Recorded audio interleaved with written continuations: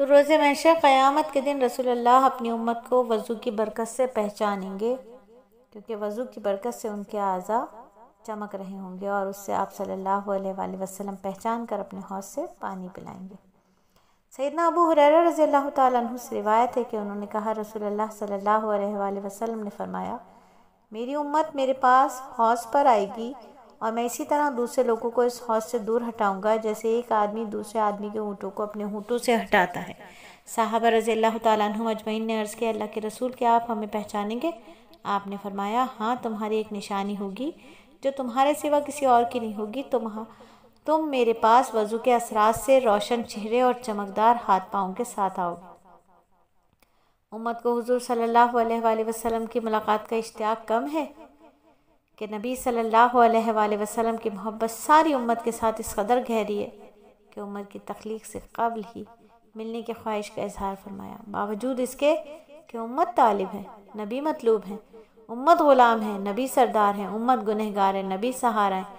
اس کے باوجود نبی صلی اللہ علیہ وآلہ وسلم کو اپنی امت کا گنہگار بھی پیارا ہے، امت سے ملاقات کا شوق ہے۔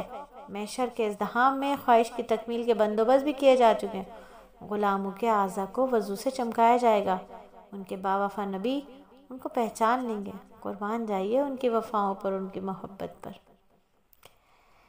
کتنا پیارا وقت تھا کہ اللہ کے نبی ہمیں یاد کر رہے تھے جبکہ ہم کہیں عالم ارواح میں تھے اس وقت۔ حجۃ الوداع کا خطبہ ہے اور اس کے بعد ہی اعلان فرمایا کہ شاید اب کے بعد تم سے ملنا نہ ہو اور شاید پھر تمہارے ساتھ حج نہ کر سکوں۔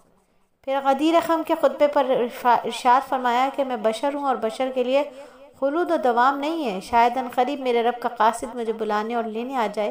اسی بنا پر حجۃ الوداع سے واپسی کے بعد ایک دن آپ جنت البقیع میں تشریف لے گئے اور 8 سال کے بعد شہدائے احد پر نماز جنازہ پڑھی اور ان کے لیے دعائے خیر فرمائی، جیسا کہ کوئی کسی سے رخصت ہوتا ہے۔ بقیع سے واپس آئے، مسجد میں ممبر پر جلوہ افروز ہوئے، خطبہ دیا کہ میں تم سے پہلے جا رہا ہوں تاکہ تمہارے لیے حوض وغیرہ کا انتظام کروں، میرا تم سے کوثر پر ملنے کا وعدہ ہے۔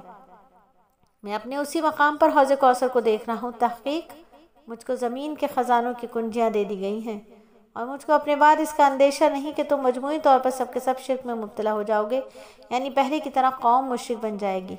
یہ اندیشہ نہیں، البتہ خوف یہ ہے کہ تم دنیا کی حرص اور طمع، باہمی تنافس میں مبتلا ہو جاؤ گے، آپس میں لڑو گے، ہلاک ہو جاؤ گے۔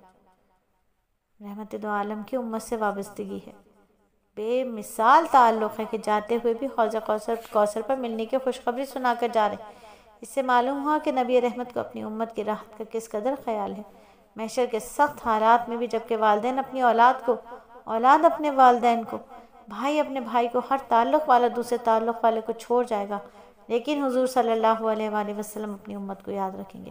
اللہ تعالی ہمیں بھی نبی صلی اللہ علیہ وآلہ وسلم کو یاد رکھنے والا اور راحت پہنچانے والا بنا دے، آمین ثم آمین۔